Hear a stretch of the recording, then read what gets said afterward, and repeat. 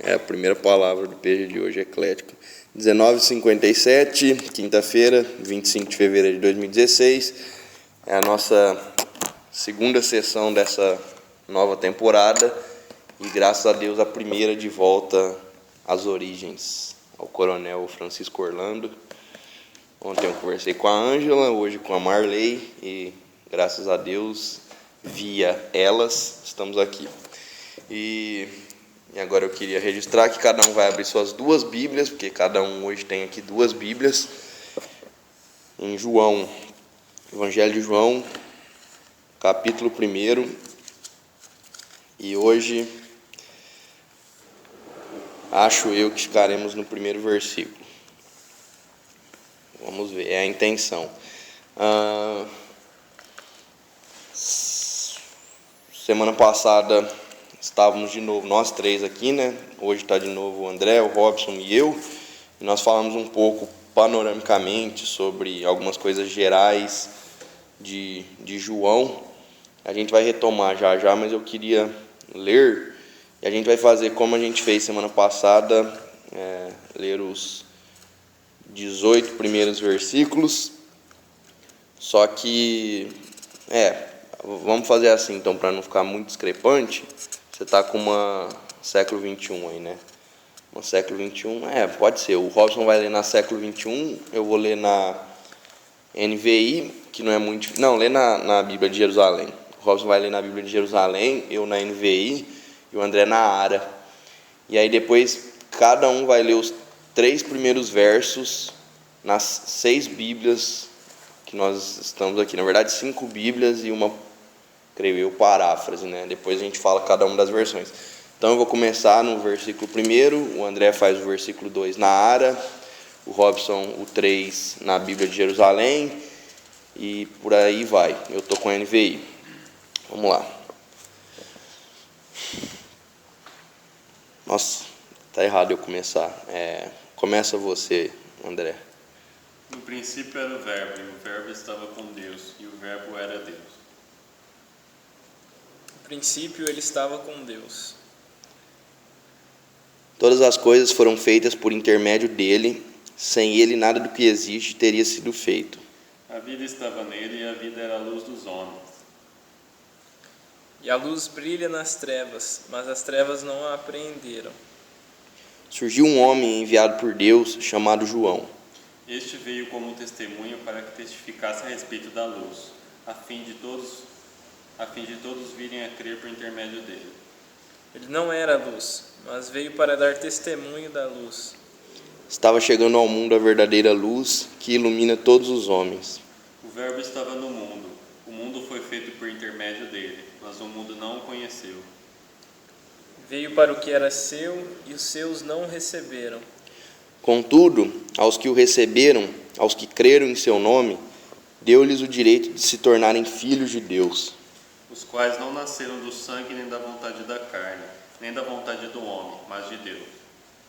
E o Verbo se fez carne, e habitou entre nós. Nós vimos a sua glória, glória que ele tem junto ao Pai, como Filho único, cheio de graça e de verdade. João dá testemunho dele.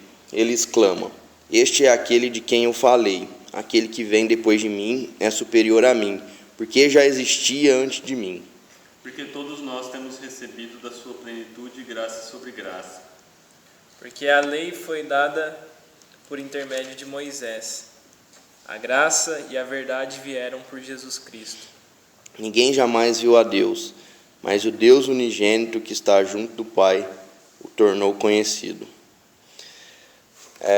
Alguém notou assim já e quer compartilhar alguma diferença assim gritante? Nossa, isso aí eu percebi aqui que na versão dele está bem diferente da minha e tal. Alguém notou isso? O segundo versículo que eu li ficou meio sem sentido, dado a sequência do André. Quer ver, lê o 4 aí, André. A vida estava nele, e a vida era a luz dos homens. Não. Não ficou não. Ficou não, né? E a luz brilha nas trevas, mas as trevas não aprenderam. Percebeu alguma coisa, André? Diferença de sentido não, percebi diferenças na ordem da oração aqui é diferente, mas... Eu acho que a diferença mais essencial estaria caso eu tivesse lido o primeiro versículo na NVI. A gente já vai ver isso, né? Inclusive, agora a gente vai ler os 3 versículos primeiros nas 3 Bíblias que nós temos aqui. Então, o André vai começar, ele lê na ARA, depois lê na Revista e Corrigida, depois o Robson lê os 3 primeiros versículos na Bíblia de Jerusalém e na século 21, e aí eu vou ler na NVI, até para mostrar como elas são muito parecidas, os 3 primeiros versículos, e depois numa paráfrase que eu tenho aqui. E aí vocês vão ver que parece-me que a principal diferença, assim, uma diferença interessante de ser notada, está no primeiro versículo. A NVI e essa paráfrase aqui que eu tenho, que é a Nova Bíblia Viva, na verdade não tenho certeza se é uma paráfrase, eu acho que é. Elas usam um termo diferente no lugar de verbo. Mas vamos lá então. O André começa com a ARA, depois a Revista Corrigida. No princípio era o verbo, e o verbo estava com Deus, e o verbo era Deus. Ele estava no princípio com Deus. Todas as coisas foram feitas por intermédio dele, e sem ele nada do que foi feito se fez. Perfeito. Essa foi a ARA. Agora a Corrigida. No princípio era o verbo, e o verbo estava com Deus, e o verbo era Deus. Ele estava no princípio com Deus. Todas as coisas foram feitas por intermédio dele, por ele, e sem ele nada do que foi feito se fez. Praticamente a mesma coisa, né? Se é que tem alguma diferente. Feitos por ele, feitos por intermédio dele, né? Só essa diferença. Agora o Robson na Bíblia de Jerusalém. No princípio era o verbo, e o verbo estava com Deus, e o verbo era Deus. No princípio ele estava com Deus. Tudo foi feito por meio dele, e sem ele nada foi feito. Agora na século 21. No princípio era o verbo, e o verbo estava com Deus, e o verbo era Deus. Ele estava no princípio com Deus. Todas as coisas foram feitas por intermédio dele, e sem ele nada do que foi feito existiria. Tudo que a gente leu até agora praticamente é a mesma coisa. Muda um pouco ali no verso 3, né? Todas as coisas foram feitas por ele ou por meio dele, por intermédio, que é a mesma coisa. Mas aí agora a NVI e a Nova Bíblia Viva vão mudar um pouquinho ali, principalmente o primeiro versículo. NVI. No princípio era aquele que é a palavra. Ele estava com Deus e era Deus. Ele estava com Deus no princípio. Todas as coisas foram feitas por intermédio dele, sem ele nada do que existe teria sido feito. E agora a Nova Bíblia Viva. No princípio era aquele que é a palavra, e ele estava com Deus e era Deus. Ele estava com Deus no princípio. Por seu intermédio tudo que existe foi criado, não existe nada que tenha sido feito sem ele. Aí mudou um pouquinho, né? A principal diferença para vocês qual que é? Isso. É isso aí. Depois a gente vai voltar nessa questão. A versão da Watchtower. Qual? Da Watchtower. O que é isso? Do Testemunho de Jeová. Eu devia... podia... Talvez semana que vem a gente traga, porque aí a gente vai expandir mais, aí faça sentido falar deles. Mas além dessas, eu trouxe também aqui só para questão de nota, a ACF, ela diz a mesma coisa também no primeiro versículo, usando o verbo. No princípio era o verbo, e o verbo estava com Deus, e o verbo era Deus. E a NTLH faz o mesmo que a NVI e a Nova Bíblia Viva, pelo menos no primeiro versículo. Usa a palavra e diz, no começo, ao invés de princípio ou início, né? Aquele que é a palavra já existia. Então, nesse caso, ela é a mais diferente de todas. Porque na NVI e na Viva, a gente tem, no princípio era, o que continua a mesma redação dos outros, né? No princípio era o verbo, no princípio era a palavra, ou era aquele que é a palavra. Mas a NTLH diz, no começo, aquele que é a palavra já existia. Depois isso aqui vai ser importante para a gente. Por enquanto, só essas notas aí de diferença. Então a gente vai ficar no primeiro versículo, que eu espero que você já tenha inclusive decorado, diz basicamente que no princípio era o Verbo, como diz a maioria das versões em português, e o Verbo estava com Deus, e o Verbo era Deus. Então a gente vai fazer o seguinte: quantas orações há nesse primeiro versículo? Orações. 3 orações. No princípio era o Verbo, e o Verbo estava com Deus, e o Verbo era Deus. A gente vai dividir esse versículo em 3 orações, trabalhar cada uma delas e dividir cada uma das orações nos seus termos. Antes disso, eu só queria lembrar, como a gente já viu semana passada, que essa carta muito provavelmente foi escrita por João, o discípulo amado, provavelmente ali no fim do primeiro século, aproximadamente 90 depois de Cristo, com a finalidade de falar de Jesus e produzir fé naqueles que viessem a ler, basicamente. E só mais uma questão interessante: o Calvino, no começo da sua exposição desse evangelho, o Evangelho de João, ele lembra a importância do termo evangelho, né? Porque a gente lê nas nossas Bíblias Evangelho de João ou Evangelho segundo João, algo que não estava no original, né? É uma redação posterior, mas que descreve o tipo de literatura com o qual a gente está lidando. É um evangelho, não é uma narrativa propriamente dita, mas é um evangelho, né? É um tipo literário próprio, mas que tem o seu nome, obviamente, por causa daquilo que ele anuncia. O que é evangelho? Boa notícia, boa nova. Então o que João está fazendo aqui é nos falando da boa notícia de que Cristo veio ao mundo, e ele começa essa boa notícia justamente mostrando qual é o centro da notícia. Ele fala o tempo todo nesse prólogo de Jesus. Ele começa falando de Jesus. E percebam que uma diferença muito notável também é que ele vai o mais longe possível para começar a falar de Jesus. Se a gente pega Mateus, por exemplo, Mateus começa com a genealogia, né? E a genealogia de Mateus vai até Abraão. Registro da genealogia de Jesus Cristo, filho de Davi, filho de Abraão. Justamente porque era para provar que ele era o Messias, né? Como Marcos começa o seu evangelho? Falando já do ministério adulto de Jesus Cristo, né? Esse é o princípio do evangelho de Jesus Cristo. Aí começa falando de João Batista, de repente você já vê Jesus ali sendo batizado. Lucas fala das anunciações, da anunciação à mãe de João Batista e a Maria, mas quando ele traça a genealogia, ele vai até Adão, e aí fala de Adão até Deus. Então ele chega até a criação. João é o que vai mais longe, porque ele vai até a eternidade. Ele é aquele que começa falando de Jesus, o mais profundo teologicamente e cronologicamente também, né? A gente vai ver isso. Então, tendo tudo isso em mente, percebam que ele começa dizendo: no princípio era o Verbo. Ou em alguma tradução aí está no início?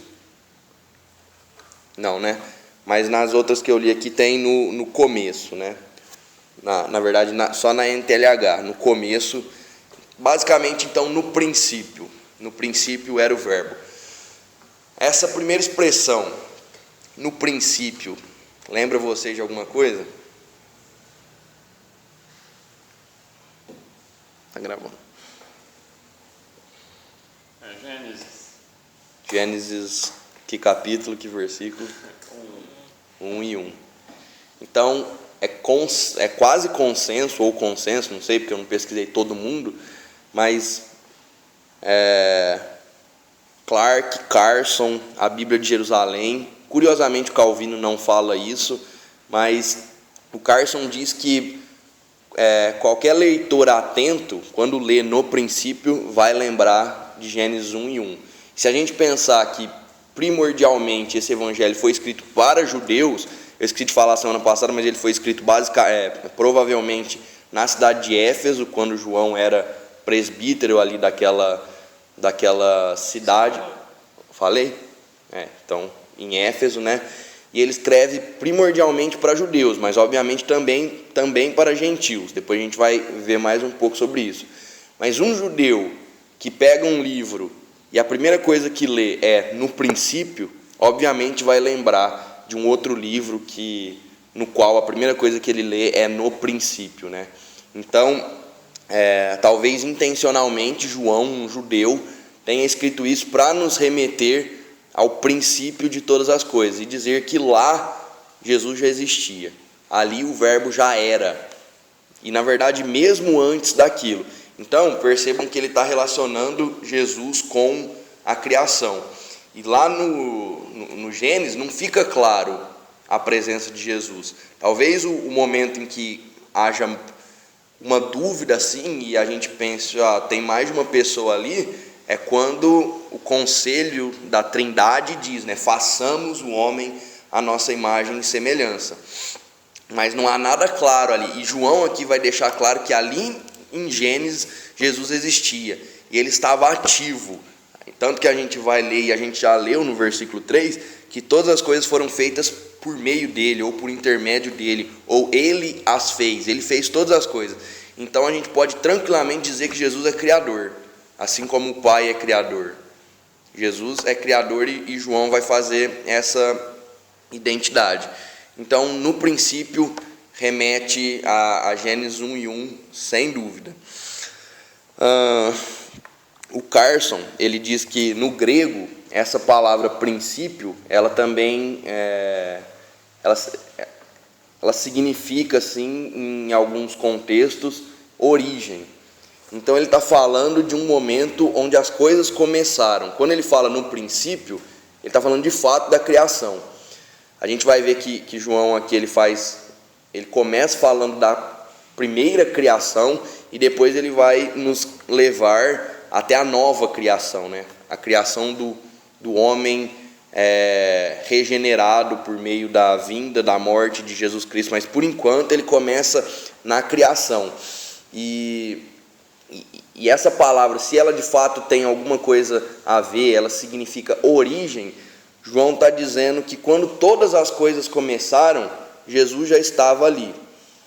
Então, se todas as coisas começaram e antes disso, digamos, e o próprio termo antes é impróprio, né? Porque quando diz no princípio, é o princípio inclusive do tempo.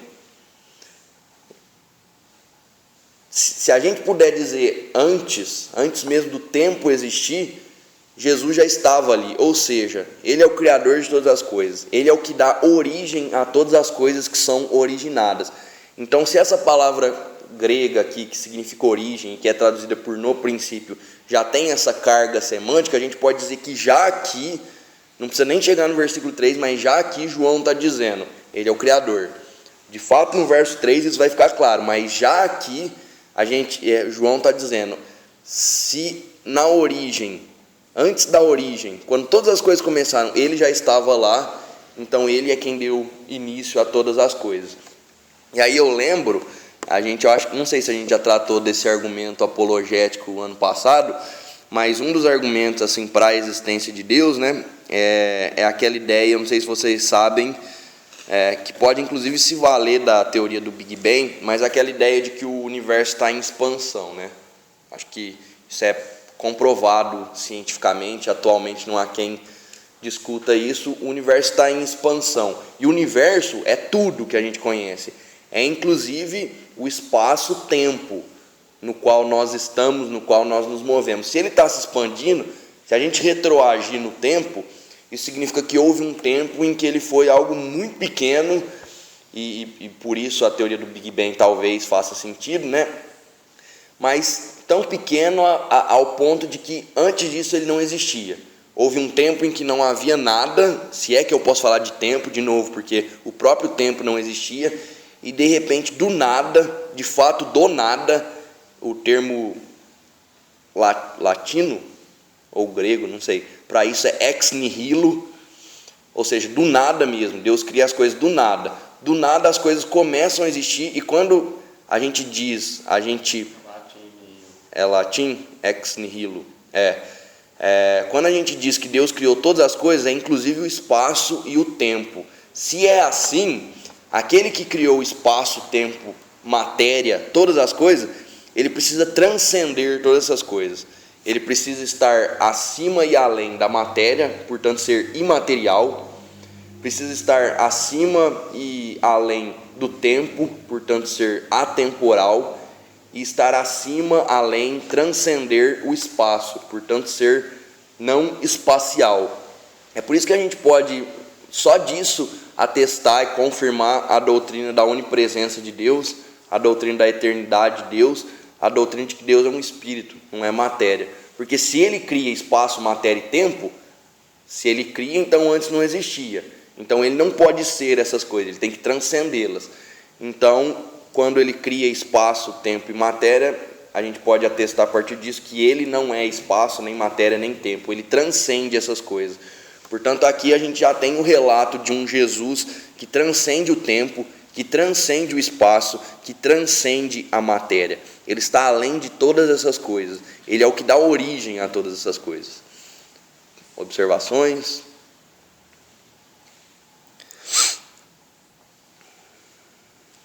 Não, né? Então, vamos lá. Vocês podem falar, vocês estão rindo aí. Tem outra coisa que eu só encontrei no Carson. Eu não sei se é forçação de barra, mas é interessante. Alguém leia o primeiro versículo de Marcos. E vejam só que interessante. Pode ser na Ara. Eu disse alguém, mas só o nosso André está munido da versão oficial. 1 e 1. Princípio do Evangelho de Jesus Cristo, Filho de Deus. Lê aí, Robson, na século 21. Princípio do Evangelho de Jesus Cristo, o Filho de Deus. Alguma coisa a anotar? Princípio. Princípio. É o mesmo termo. E aí o que o Carson diz? Ele diz assim que talvez, né, por, obviamente, o Evangelho de João ser o mais recente, né, ele ter sido escrito mais longe no tempo, o de Marcos foi o primeiro, ele conhecia, obviamente, o Evangelho de Marcos, e talvez aqui ele tenha tido o interesse também de fazer uma alusão a Marcos. A alusão a Gênesis 1 e 1 é clara. Agora, talvez também ao Evangelho de Marcos. Aí o Carson diz o seguinte, que é como se João dissesse sobre a obra do seu colega. Marcos lhes falou sobre o princípio do ministério público de Jesus. Lembrem, é justamente isso, né? A gente já começa com a vida adulta de Jesus ali em Marcos, que é o evangelho mais sucinto, né? Aquele mais rápido, que já começa no ministério público adulto de Jesus. Marcos lhes falou sobre o princípio do ministério público de Jesus. Eu, João, quero mostrar a vocês que o ponto de partida do evangelho, da boa notícia, pode ser traçado até bem antes disso. Antes, inclusive, do princípio do universo inteiro. Então, aquele que é a nossa boa notícia, na verdade, a história dele não começa no seu ministério público, como Marcos diz. Ninguém está dizendo que Marcos está errado em fazer isso, né? Obviamente são perspectivas. Não começa em Abraão, não começa em Adão, não começa na criação. Começa antes. Na verdade, sempre existiu. Jesus Cristo, a nossa boa notícia, sempre existiu. O que, percebam, é um diferencial em relação aos outros evangelhos. Dá uma carga teológica muito mais profunda. Ok, de fato, Jesus foi um ser humano incrível, foi um milagreiro, começou o seu ministério público de forma maravilhosa. João disse que ele era o Cristo, mas mais do que isso, ele é o Criador. Ele é eterno. E a gente vai ver, ele é o próprio Deus. Então aqui é uma carga teológica já no começo muito grande em cima de quem Jesus é. Perfeito? Então, no princípio era o verbo, ou a palavra, a gente já vai chegar lá. O que vocês entendem por esse era? Causa algum problema assim para vocês? No princípio era o verbo.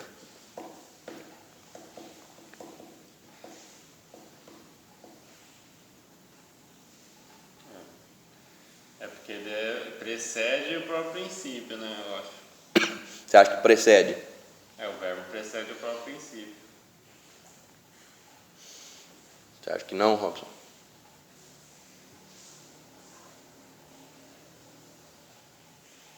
Acho que ele é só um achismo mesmo. Vai falar de que era o verbo, para depois continuar, conforme ele vai continuar falando da encarnação desse verbo, para mostrar que ele não só era e estava com Deus, como ele habitou entre nós também. Ele esteve nos dois lugares. Legal. O que o Calvino fala, né, é que longe dessa palavra era atribuir ao verbo um princípio temporal, porque pode ser que alguém leia, né, no princípio era o verbo, ou seja, no princípio ele começou. Longe disso. O que acontece é que ao dizer que ela era desde o princípio, tal fato transcende a todos os tempos. Então é por isso que nesse caso aqui foi muito legal a gente trazer, é por isso que eu trouxe as traduções da NVI, da Viva e da NTLH, porque o que elas dizem parece que é a ideia desse primeiro trecho. Elas dizem assim, vou ler a NVI, que é basicamente o que a Viva também diz. No princípio era aquele que é a palavra. Na verdade aqui é a mesma coisa, só muda a palavra, mas a NTLH diz, no começo aquele que é a palavra já existia. Esse é o significado. Inclusive o Carson, quando vai argumentar, ele argumenta justamente que o significado aqui é esse.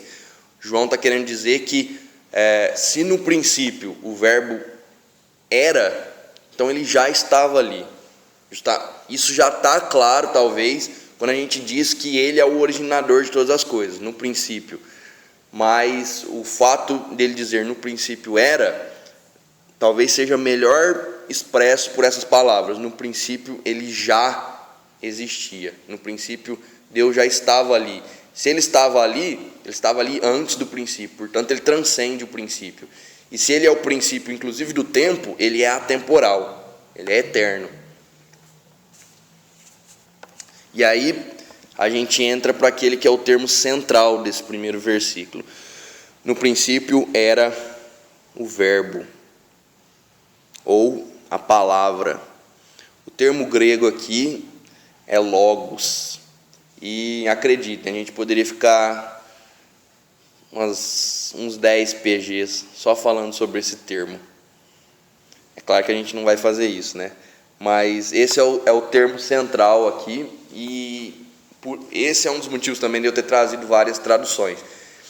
Eu li um artigo lá do Gordon Clark que fala que, para os gregos, inclusive ele dá um exemplo lá de um léxico, que se você pegar, né, que é um dicionário de vocabulário, se você pegar o termo logos, você vai encontrar umas 40 palavras que podem ser a tradução correta de logos, que eram aquilo que logos significava para os gregos, né, já que é uma palavra grega. Então é muito difícil traduzir isso. A maioria das versões portuguesas, pelo que eu estava vendo,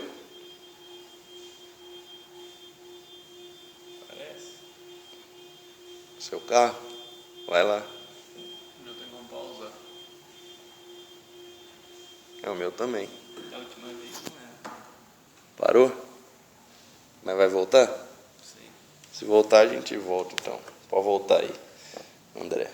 Muitos voltares. Bom, estamos aqui 20 minutos depois. Mentira. Vixe. Isso vai. Então há uma dificuldade muito grande aqui de traduzir essa palavra. As versões em português traduzem em sua maioria por verbo, mas a gente tem alguns exemplos aqui de palavra. E aí eu estava procurando lá versões em inglês, todas que eu achei, o termo é word. Todas. Então, vai lá ver o carro, a gente volta daqui 30 minutos. Bom, então voltando, né? Essa palavra aqui é um termo de difícil tradução. Há várias possibilidades. O André, inclusive, estava falando que a escola lá, Logos, chama Logos por causa de conhecimento, né? Nesse artigo que eu falei do Clark, ele cita lá as 40 possibilidades. Vai desde cálculo, que é uma palavra que muito provavelmente não sirva aqui, até outras que fazem mais sentido, como por exemplo, lógica, razão, linguagem, mensagem, reflexão, inteligência, mente, sabedoria, palavra e verbo.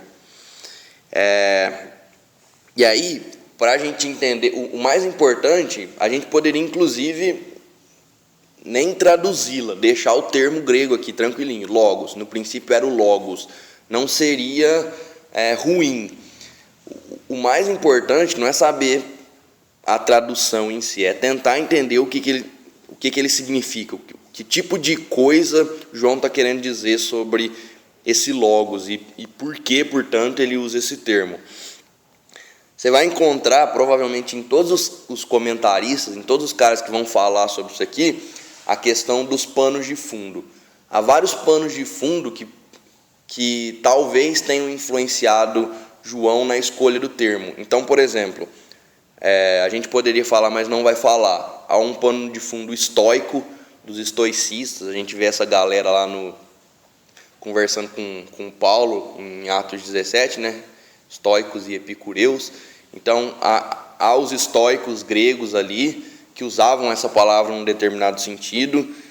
Se eu não me engano, era esse sentido mais racional. Para eles, era o que de fato significava Deus, algo nesse sentido. Há um pano de fundo gnóstico, que era uma seita que depois vai ser mais forte ali no segundo século e que os primeiros cristãos já começam a combater. Há esse pano de fundo, há o pano de fundo de um judeu lá chamado Filon, que se remete a Platão, para usar esse termo num determinado sentido. Então há várias possibilidades. Inclusive o Clarke, esse filósofo teólogo cristão, aparentemente gosta do termo razão para traduzir logos. Mas o mais importante aqui é justamente a gente entender que há um pano de fundo mais imediato. Há um pano de fundo que provavelmente é o pano de fundo mais sólido do qual a gente deve partir. A gente está falando de João, de um judeu, de alguém que começa o Evangelho dizendo no princípio, fazendo alusão ao Antigo Testamento. Então, provavelmente, um bom pano de fundo para a gente tentar entender como João usa essa palavra é o Antigo Testamento. Lembrando que naquela época ali, o Antigo Testamento já tinha sido traduzido para o grego e alguns cristãos tinham acesso à versão grega do Antigo Testamento, que foi escrito em aramaico e em hebraico. É aquilo que a gente chama de Septuaginta, né? Então, às vezes eles usam termos gregos que eram a tradução do Antigo Testamento em hebraico, né? E pode ser que tenha sido um caso aqui. Mas então, quando ele se refere ao Antigo Testamento, ele provavelmente vai tentar se remeter à expressão de Deus na sua palavra. Lembre-se, por exemplo, que lá em Gênesis 1 e 3, Deus fala e as coisas acontecem. Disse Deus, haja luz, e houve luz. Além disso, a palavra de Deus, ela é praticamente personificada em vários textos do Antigo Testamento. A gente lê, por exemplo, vamos ler alguns textos, Jeremias 1 e 4, que é o chamado do profeta.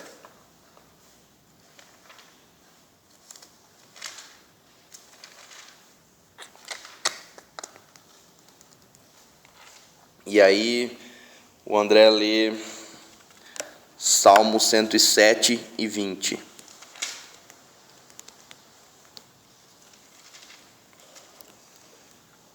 A palavra do Senhor veio a mim. Vejam só, não é simplesmente Deus me disse, é a palavra do Senhor veio a mim. Lembram lá de figuras de linguagem, personificação? É como que dando vida à palavra. A palavra veio a mim. Salmo 107, 20. 107. 107, verso 20.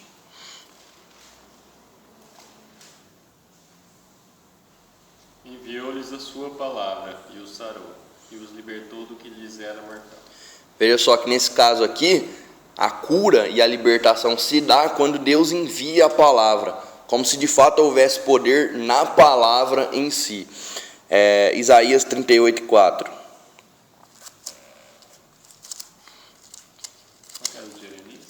Jeremias 1:4. Agora o Robson vai ler Isaías 38:4 e o André vai ler para a gente Salmo 33, verso 6.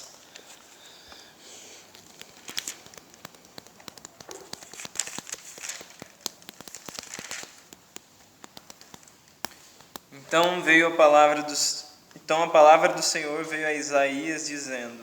De novo, a palavra do Senhor é que vem a Isaías como que uma personalidade. Salmo 33:6. Os céus por sua palavra se fizeram, e pelo sopro de sua boca o exército deles. Isso aqui nos remete, obviamente, ali para o verso 3, para aquilo que eu já tinha dito da criação. É a palavra de Deus que tem poder para criar. É a partir do momento que Deus diz, que Deus usa a sua palavra, que as coisas vêm à existência. Portanto, há essa ideia de personalidade na palavra de Deus. E aí, talvez fique mais claro essa ideia de personificação quando a gente lê Provérbios 8. Alguém leia os primeiros versos de Provérbios 8. A gente vai ver uma imagem muito clara de uma personificação de Jesus, de Deus, nesse caso aí, naquilo que será chamado de sabedoria. Não clama porventura a sabedoria, e o entendimento não faz ouvir a sua voz? Pode ler o 2. No cimo das alturas, junto ao caminho, nas encruzilhadas das veredas, ela se coloca, junto às portas da entrada da cidade. A entrada das portas está gritando. Então, veja só que a sabedoria está caminhando, o entendimento está caminhando e está gritando, está clamando, a sua voz está sendo ouvida. De novo, a ideia de personificação, como se de fato aquilo que Deus faz, Ele faz por meio da sua palavra, e a sua palavra toma personalidade. A expressão de Deus se dá por meio da sua palavra, a vontade de Deus se percebe por meio da sua palavra. Em todas essas coisas, a palavra de Deus não é simplesmente algo que Deus diz, é uma personalidade. O Calvino diz o seguinte: o evangelista denomina o Filho de Deus de a palavra simplesmente porque, primeiro, ela é a eterna sabedoria e vontade de Deus. E aí ele diz uma coisa interessante, ó. Segundo, porque ele é a imagem expressa do propósito divino. Pois assim como no homem se denomina a linguagem como sendo a expressão dos pensamentos, então não é fora de propósito aplicar isso a Deus e dizer que Ele nos é expresso por meio da sua palavra. Eu não sei se vocês lembram quando a gente leu aqui, já no prólogo e ao longo do evangelho todo de João, isso vai ficar claro, que uma das coisas que Jesus faz o tempo todo é dizer que Ele é a revelação de Deus, é dizer que Ele é a expressão de Deus. Talvez aqui vocês se lembrem lá de Hebreus capítulo 1, dizendo que Jesus é a expressão exata do ser de Deus, o resplendor da sua glória. Então é de fato isso que Calvino está dizendo aqui. Deus nos é expresso por meio da sua palavra. E como que a gente se expressa? Não é por meio da linguagem, não é por meio da palavra. E aqui palavra não é no sentido estrito ali, uma coisinha ali com uma figura, uma só palavra. É linguagem, é comunicação, é mensagem. Eu e Robson estamos estudando gramática, e antes disso a gente estudou filosofia da linguagem. O que são as palavras, os argumentos, as proposições, senão expressão convencional das concepções mentais que eu tenho sobre a realidade. Eu vejo uma coisa, eu penso uma coisa, eu sinto uma coisa, aquilo se dá na minha mente de alguma forma, vira um conceito, e então eu comunico aquilo via fala, via escrita, e por meio dessas coisas eu estou me expressando. Eu estou expressando as minhas realidades internas para fora por meio da linguagem. E o que o Calvino está dizendo aqui é que o termo palavra é muito bom, e o Carson vai concordar que é bom, o Clark não acha que é bom. Mas eles vão dizer que é bom justamente por causa disso. Olha o que o Carson diz. Logos pode se referir à expressão externa, daí fala ou mensagem, como boas traduções. que é o motivo de a palavra ser considerada por muitos o termo mais apropriado, desde que não se refira estritamente a um mero sinal linguístico, mas seja entendida como algo que signifique mensagem. Então vejam que o tempo todo, quando o Antigo Testamento fala de uma mensagem que é transmitida, é a palavra que vem e fala, é a palavra que vem personificadamente e se dá, e expressa a vontade de Deus, o desejo de Deus ao homem. Portanto, o termo palavra parece bom justamente nesse sentido, de ser a expressão da sabedoria, da vontade de Deus. Mas talvez você tiver problema, porque, vejam só, mente e sabedoria também não seriam más traduções, porque é justamente isso. Se a gente tomar, por exemplo, o verso 18 de João, que deixa isso que eu acabei de falar claro, ninguém jamais viu a Deus, mas o Deus unigênito que está junto do Pai o tornou conhecido. Isso é central no Evangelho de João. Eu não queria estar falando disso agora, porque está lá no verso 18, mas não tem como. O fato de que no Evangelho de João Jesus revela Deus é central. O tempo todo Jesus vai estar atribuindo glória ao Pai. Alguém chega certa vez e pergunta para ele, mostra-nos o Pai. Ele diz, eu estou o tempo todo com vocês ainda não conhecem, né? Justamente por quê? Porque aqui ele se autodeclara, e João já diz isso previamente, que ele é a expressão de Deus. Ele é a expressão da vontade de Deus, da sabedoria de Deus, da mente de Deus, do ser de Deus, da vontade de Deus. Ele é a expressão de Deus. É por isso que, em suma, resumindo, o Carson diz o seguinte: a palavra de Deus no Antigo Testamento é a sua poderosa autoexpressão, a expressão de si mesmo, seja na criação, como a gente viu ali em Gênesis, na revelação que ele faz ao homem. Pensem, por exemplo, em ele se revelando a Moisés, em ele falando o seu nome para Moisés, e aquela ideia da revelação progressiva, de cada vez mais ele se tornando conhecido por meio dos homens na sua palavra. E ele é também a poderosa expressão de Deus na salvação. Personificação daquela palavra torna adequado para João aplicá-la como um título à autorrevelação definitiva de Deus na pessoa de seu próprio Filho. Vamos ler Hebreus capítulo 1, versos 1 e 2.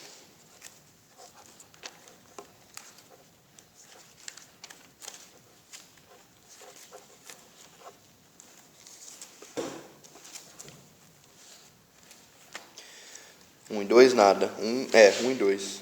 Não, 1, 2 e 3. O Robson lê pra gente.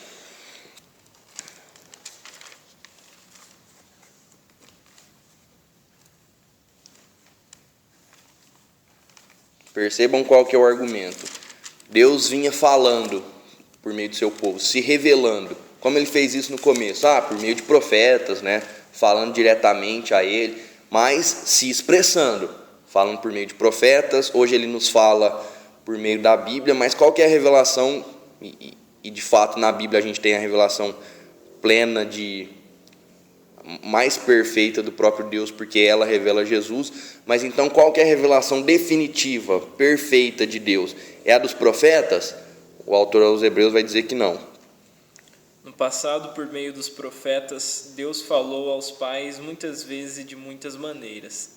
Nestes últimos dias, porém, ele nos falou pelo Filho, a quem designou herdeiro de todas as coisas e por meio de quem também fez o universo.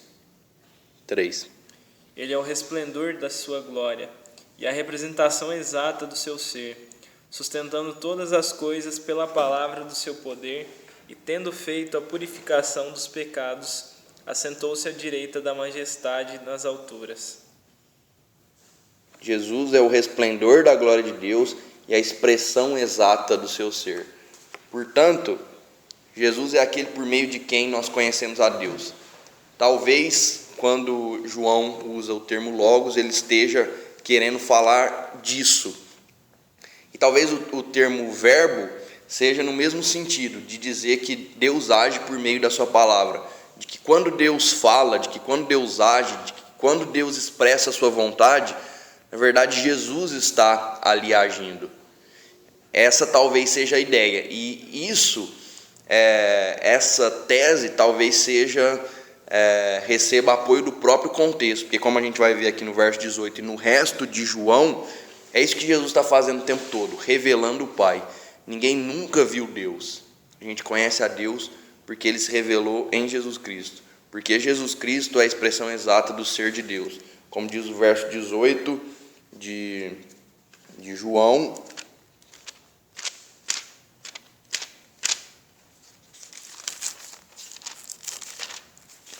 A versão do Robson é mais enfática nesse de Hebreus aqui. Mas eu comento. Ninguém jamais viu a Deus, mas o Deus unigênito, o Filho unigênito, que está junto do Pai, o tornou conhecido. Como a gente conhece a Deus? Só por meio de Jesus Cristo. Isso depois vai ser reenfatizado quando Jesus diz, por exemplo, eu sou o caminho, a verdade e a vida, ninguém vem ao Pai senão por mim. Nós conhecemos a Deus por meio de Jesus. E aqui já há uma aplicação importantíssima. Quantas religiões e pessoas não dizem, de Deus de uma maneira super vaga? Deus está em todos os lugares, Deus está no coração daqueles que são boas pessoas, eu amo Deus e tal, mas não sabem nada sobre Jesus ou têm uma visão muito superficial sobre Jesus, que não é nem um pouco parecida com essa aqui de João. Como conhecer a Deus se não por meio de Jesus? Jesus é a expressão exata do ser de Deus.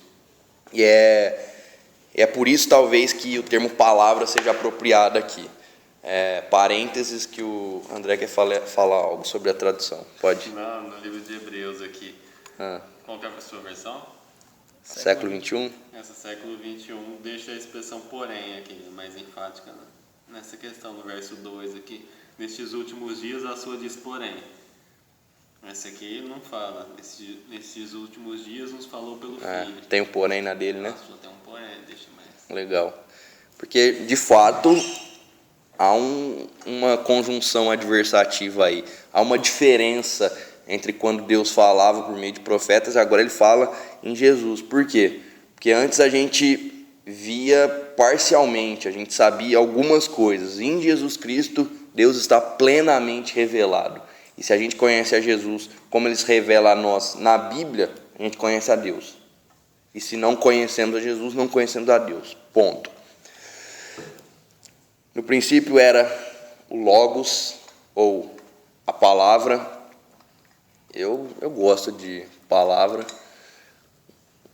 Logos eu acho que não seria tão ruim, porque aí a gente teria o trabalho de explicar o significado, mas a maioria das nossas versões usam um verbo, Eu vou dizer palavra. No princípio era a palavra, e a palavra estava com Deus. O Logos estava com Deus. Essa é a nossa segunda oração. O que vocês entendem por ela? Algumas implicações, o significado dela. A palavra estava com Deus.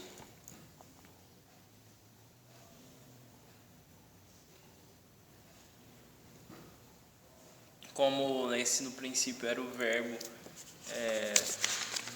nos remete a algo que é desde o princípio de todas as coisas, algo que existia nos primórdios de todas as coisas, da própria existência do universo. E aí o verbo estava com Deus. Depois, novamente, quando a gente for ver que esse Deus habitou entre nós, a gente tem a noção da divindade de Cristo, que Ele estava lá com Deus, e a gente vai ver que estava na criação também. Aqui, se já não fica clara a questão da divindade de Jesus, é no mínimo um aperitivo, assim, porque, ora, o único Deus de Israel é tido antes de tudo na Bíblia como um Deus criador. Então, tinha alguém com Ele na criação. Então, percebam que há uma equiparação aqui, ou quase isso. João já está antecipando que se alguém estava com Deus antes de todas as coisas serem criadas, se Ele é parte da criação, na verdade Ele não é, já está dito isso, mas inclusive o Calvino vai dizer que aqui, quando ele fala isso, é para mostrar como o verbo é distinto da criação, então não tem a possibilidade dele ser criação, porque no princípio era o verbo já estava lá e ele estava com Deus, então ele é distinto da criação, ele não é a criação veio depois. Deus é quem criou, antes das coisas serem criadas, a palavra já estava lá, o verbo já estava lá, então ele é distinto da criação. Então, talvez aqui já esteja clara a equiparação, eu não posso dizer com certeza, mas se não está claro, está quase. Uma outra coisa que se nota aqui é que há uma intimidade, há um relacionamento íntimo. O verbo estava com Deus. Havia já, antes de todas as coisas, um relacionamento eterno entre esse verbo e Deus. Ele estava com Deus. E uma outra coisa, a gente falou dessa quase equiparação ou equiparação. Eu pendo para a ideia do Robson de que já haja uma equiparação aqui, mas não sei. Mas, de novo, a gente não vai precisar dela, porque a próxima oração vai deixar isso claro, né? Mas há essa questão da intimidade, antes de mostrar que Deus, que esse verbo é distinto da criação, que há uma intimidade entre esse verbo e o Deus Criador, o Deus de Israel, o Deus dos judeus, e algo que vai ser essencial também para a constituição da teologia cristã, a gente vai ver depois que de fato esse verbo aqui é tido como Deus. Mas ele não é o Pai. Quando ele diz estava com Deus, há duas personalidades ali, há duas pessoas, né?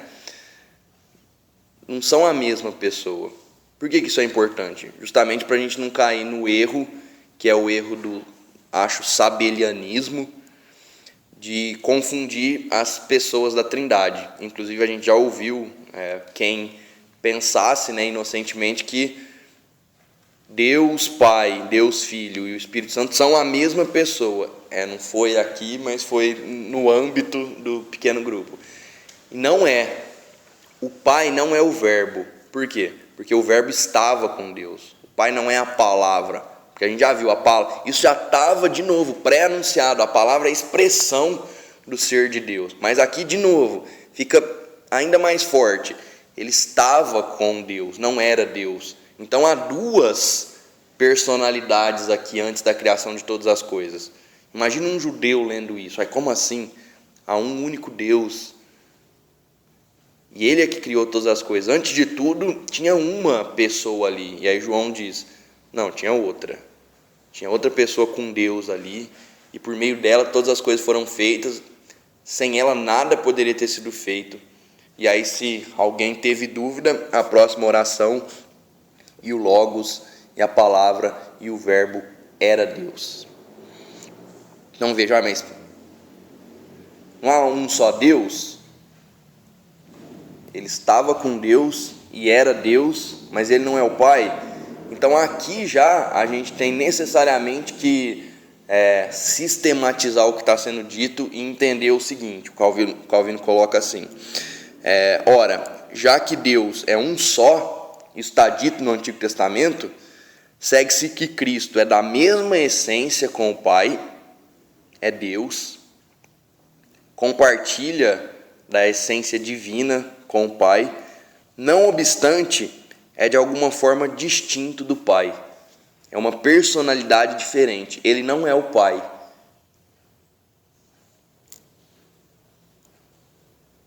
Ponto.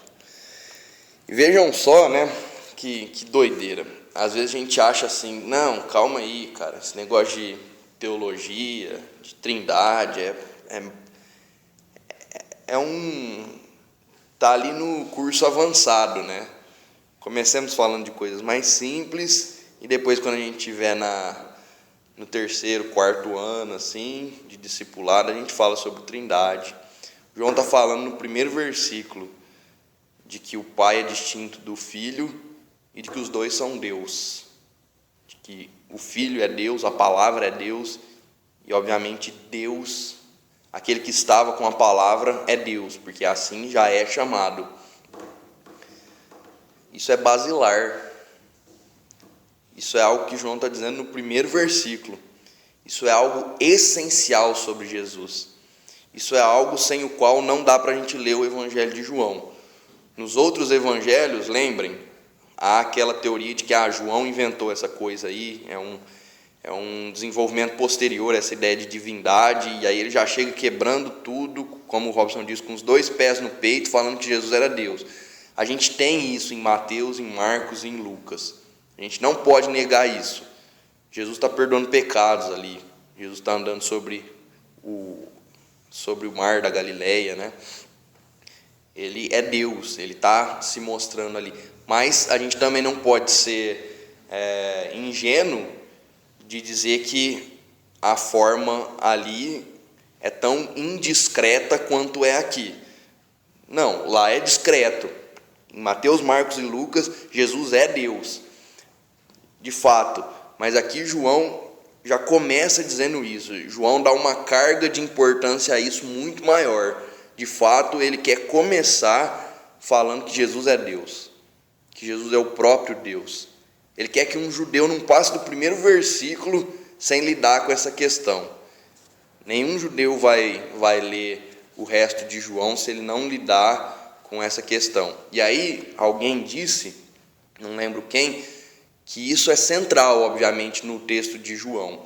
Porque se a gente lê, se a gente deixa essa questão em dúvida, vou pensar sobre isso depois. Talvez Jesus seja Deus, talvez não. Vou ler o resto de João. Se Jesus não é Deus em João, João é um livro blasfemo.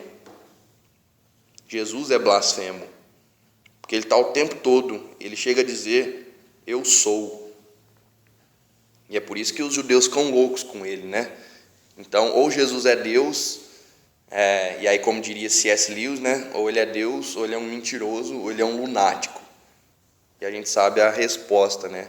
Se ele é o Criador de todas as coisas, se ele é o Evangelho, se ele é aquele que estava com o Pai, se ele é aquele que revela o Pai, se ele é aquele que se equipara ao Pai, que tem intimidade eterna com o Pai, ele é também, essencialmente, e a gente precisa ter isso como claro, senão a gente não entende Jesus e, portanto, não conhece a Deus. Ele é Deus. Observações, comentários. Fechamos o primeiro versículo. Alguém quer dizer alguma coisa?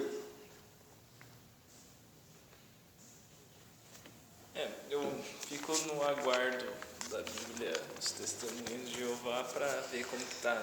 Um Deus. Um Deus? No princípio era o verbo estava com Deus e o verbo era um Deus. E aí, por exemplo, não tem como a gente... Na verdade tem. Eu acho que semana que vem a gente vai... a gente vai passar do verso 1 e talvez a gente finalize até o verso 18, mas a gente vai chegar ali nos 3 ou 5 primeiros versículos e tem uma questão lá da pregação do Piper, eu inclusive comentei com o André certa vez, de que mesmo com a Bíblia dos Testemunhos de Jeová, você pode provar que Jesus é Deus, você pode provar uma contrariedade ali naquilo que eles estão dizendo. Para não dizer, e aí em todos os comentaristas sérios você vai encontrar isso, que é uma questão gramatical do grego ridícula, né? Só os Testemunhos de Jeová dizem que, pela estrutura do grego ali, não há um artigo definido antes de Deus. No princípio, e o verbo era Deus, né? Ou o Deus, né? Há um artigo indefinido ali. Não, só os Testemunhos de Jeová vão dizer isso. Ou seja, eles não sabem nada de grego. Eu acho que nem Deus permitiu que eles fizessem tanta escrotice com a versão da Bíblia, porque dá para provar na Bíblia deles. Que Deus falou, vou deixar o cara que está corrigindo, subtrair um pouco de inteligência dele, o cara vai deixar passar aqui um pronome, que era dele indefinido, e vai deixar definido, né? O Russell. Então, não precisa nem chegar na questão do grego, mas na questão do grego, assim, os caras que entendem dizem com muita tranquilidade que aqui precisa ser, não pode ser o artigo indefinido, né? Tem que ser essa a tradução. O verbo, a palavra, o logos era Deus. Ponto. A gente traz, eu acho que eu tenho uma lá, senão a gente pega na internet esses primeiros versículos, imprime lá numa página, copia, tranquilo. Eu não lembro quem, o Clark fala disso no artigo dele, mas eu quero fazer algumas rápidas aplicações disso aqui que a gente leu, lembrando daquilo que a gente já tinha dito e não esquecer de semana passada, que João tá falando assim, ó, fique assombrado um pouquinho, lê isso aqui e fique assombrado, né? A gente, de novo, não dá para passar, e é por isso que a minha intenção era ficar aqui demoradamente, não dá para passar tranquilo assim por esses versos. É muito ruim para quem está lendo. Ah, beleza, no princípio era o verbo estava com Deus, o verbo era Deus. Você já passou por isso aqui sem pensar nessas coisas? Inclusive, se você não pensar, você vai ter dificuldade para quando alguém pedir para você explicar o que está sendo dito. Eu, por exemplo, tinha muita dificuldade. As minhas dificuldades não foram sanadas, mas eu tenho agora mais facilidade em entender esse primeiro versículo. E que bom, entendi o primeiro versículo, agora eu posso prosseguir. Mas o importante é que no final desse prólogo, João está praticamente dizendo, como o Piper diz, está querendo nos dizer, ó, fiquem assombrados, porque é uma imagem diferente de Jesus. João já tinha visto tudo que seus amigos tinham dito ali, e obviamente tudo que está sendo dito ali é verdade, mas aí ele quer dizer da forma dele, um pouco mais profunda, um pouco mais teológica, daquele que era o discípulo da verdade. E é por isso que Deus nos deu 4 evangelhos, que eles se complementam. A gente não tem a revelação do ministério de Jesus só em Mateus, nem só em Marcos, nem só em João. Nos 4 evangelhos. Deus nos deu 4 evangelhos. Cada um com as suas peculiaridades, como a gente está falando de João, a gente está focando nelas, não dizendo que ele é melhor ou nada que os outros, por mais que ele seja realmente distinto e peculiar, seja o mais teológico e, portanto, por esse motivo, talvez, para muitos, o mais bonito, né? Mas a primeira aplicação de hoje é, como eu já tinha dito, que o evangelho é sobre Jesus. A gente, no início da nossa conversão, se deparou para esse fato, e João está aqui começando o seu evangelho com Jesus, mostrando que a centralidade do evangelho, que a boa notícia, está firmada, focada em Jesus. Segundo, se Jesus é a expressão do ser de Deus, e se ninguém nunca viu a Deus, mas Jesus, a palavra que estava com Deus, é quem o revelou, se eu não conheço Jesus, eu não conheço Deus. E se eu não me relaciono com Jesus, eu não me relaciono com Deus. Se vocês quiserem dizer algumas coisas, me interrompam, por favor. Até porque são 7 aplicações, então eu estou tendo que passar um pouco rápido por elas. Outra coisa que eu disse é que há certas doutrinas, como a Trindade, que já está subentendida aqui, como a doutrina da dupla natureza de Jesus, que ela não está clara aqui no primeiro versículo, mas está clara no prólogo, porque, ora, ele é Deus, mas se fez carne. Depois a gente vai ver isso, né? Que ele tinha em si 2 naturezas. Na verdade, tem em si 2 naturezas, a natureza humana e a natureza divina. Essas coisas, então, mesclada, eu não sei se é um bom termo, porque fica parecendo, quando você mescla em um produto 2 coisas, você tem uma porcentagem. Não é heterogêneo? Tem 2 fases, né? Uma coisa só. Ele é uma pessoa com 2 naturezas. Aí seria ele pecador, né? Que mistura a natureza humana. No final seria... Isso. E além disso, podia dar a ideia de que ele é 50% homem e 50% Deus, porque cada um está contribuindo um pouco para formar um, e não é isso. Mas o importante é que essas doutrinas, que a gente acha difícil às vezes, e de fato são, elas são basilares para a fé cristã. A gente precisa falar dessas coisas, a gente precisa se firmar nelas.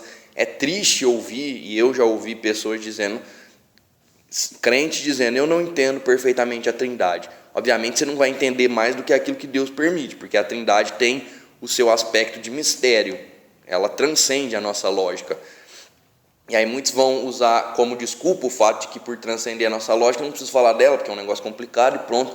Mas João está usando categorias aqui que precisam ser sistematizadas e pensadas pelos cristãos. Jesus estava com o Pai, mas ele não é o Pai. A gente precisa falar dessas coisas, a gente precisa pensar nelas, porque a gente só vai ter deleite completo no Evangelho se a gente entender essas coisas. Deus quis revelar-se assim para nós. Outra coisa, uma questão interessante vejam também a dificuldade e a complexidade de expressar realidades transcendentais na nossa linguagem.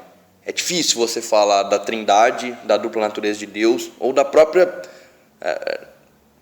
Vejam o tempo que a gente ficou nessa palavra logos, né?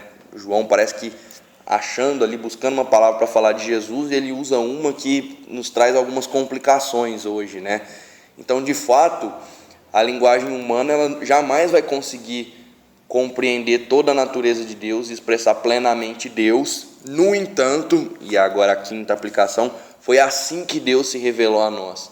Foi na palavra, vejam só, né, que interessante, na palavra viva e hoje a nós de forma definitiva na palavra escrita, que nos é suficiente porque revela a palavra viva, o próprio Jesus Cristo.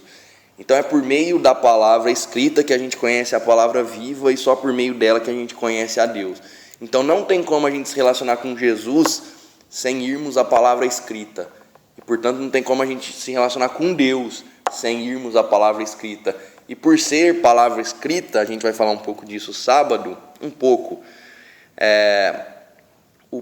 o próprio Deus exige naturalmente de nós certa intelectualidade, porque a gente está diante de um livro, a gente está diante de palavras, há questões gramaticais, há questões hermenêuticas aqui, e a gente precisa do mínimo disso para entender plenamente aquilo que Deus revelou de si para nós e, portanto, tirar deleite disso daqui, porque senão a gente não consegue, e a gente vai estar sendo negligente, ingrato, porque foi assim que Deus se revelou a nós. Agora as duas últimas que são complementares, a gente vai falar disso sábado agora, mas isso aqui a gente vai falar um pouco mais claramente disso do que do ponto 5. Não tem como a gente falar que conhece a Deus, a gente está falando de conhecer a Deus por meio de Jesus Cristo, sem antes saber coisas sobre Deus.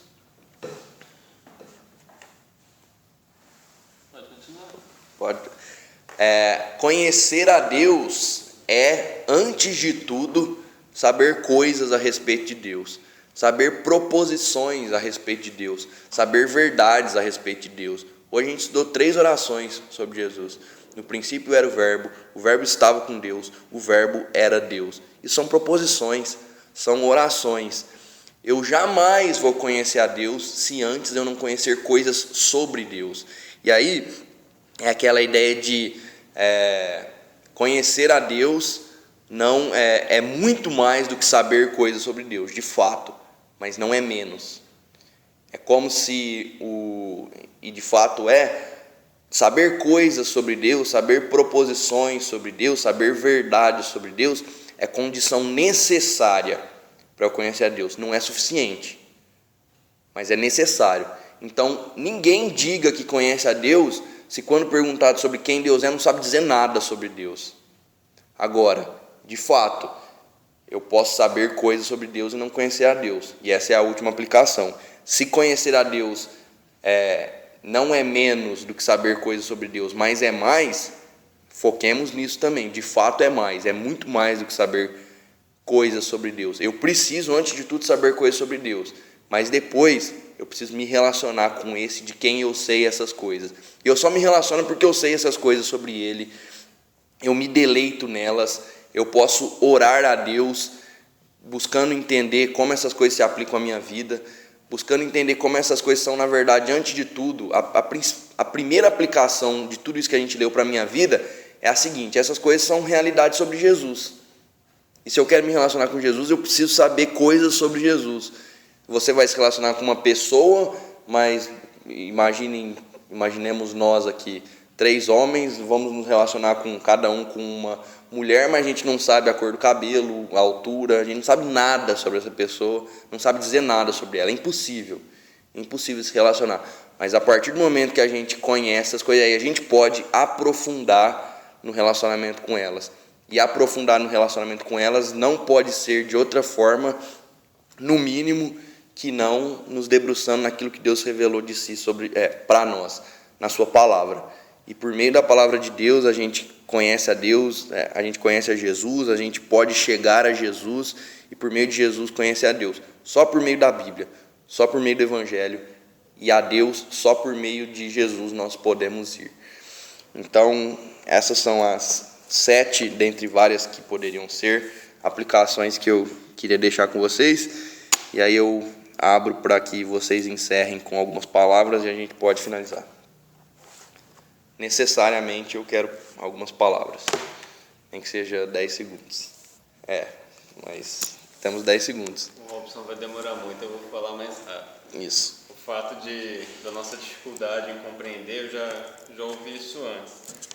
De compreender que Deus se revela a nós em 3 pessoas distintas, se dá muito ao fato de não termos um comparativo, né? Não tem outra coisa. No universo não existe uma coisa assim, uma garrafa é uma garrafa e pensando nisso, pensando em falar isso, eu lembrei uma coisa que eu estava conversando com a Gabi hoje, que ela falou de um laptop conversível. Um laptop conversível, para quem entende um pouco de tecnologia, é um laptop que se converte num tablet e vice-versa. Mas se a gente pensar bem, ele se converte, né? Ele vira uma coisa.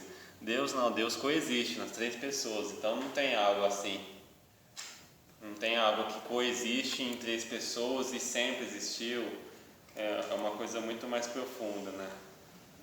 Então a gente falar que Deus como o Misael mencionou, uma pessoa que nunca ouviu falar, que é uma pessoa que não tem a revelação, é realmente muito difícil. Muito custoso você falar para ela, não, 3 pessoas, Deus é 3 pessoas.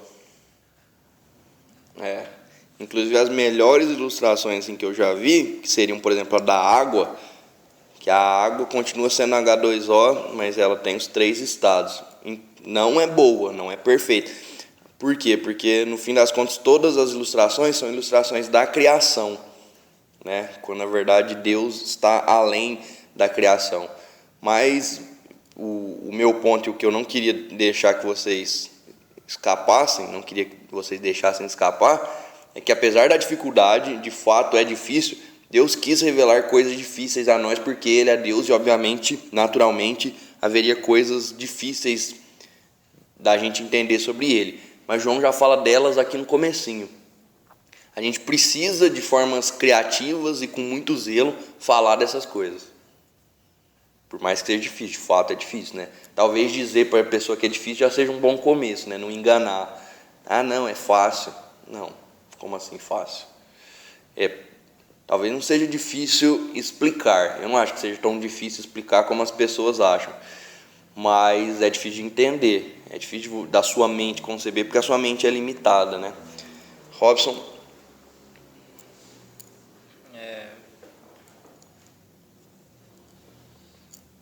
Essa questão de ser difícil e, portanto, às vezes a gente vê sendo muito negligenciado,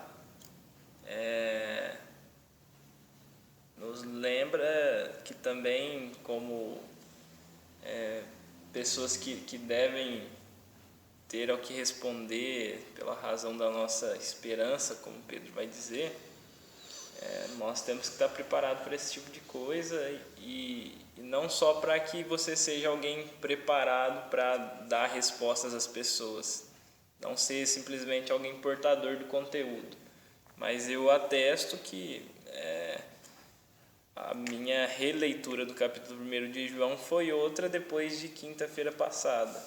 Você passa a olhar mais as entrelinhas, você passa a ver mais coisas que você não via, e isso te dá liberdade para procurar mais coisas que com certeza está ali no texto. E essa exposição do primeiro verso novamente faz isso, faz com que você descubra e reveja algumas coisas que te dão um entendimento muito maior daquilo que você já tinha do primeiro capítulo e de com certeza toda a Bíblia Sagrada, porque é um versículo que vai abranger a criação, quando ele começa dizendo: no princípio era o Verbo. E aí isso nos faz bem como cristãos que somos, nos faz bem como apologetas que somos, nos faz bem como leitores da Bíblia, e eu não vejo malefícios, só vejo benefícios. Amém. Que Deus se agrade de usar essas aulas, essas exposições de João, justamente para, no fim das contas, como a gente aprendeu semana passada, a nossa fé, a nossa confiança, o nosso amor e o nosso deleite em Deus serem maiores do que são hoje. Amém.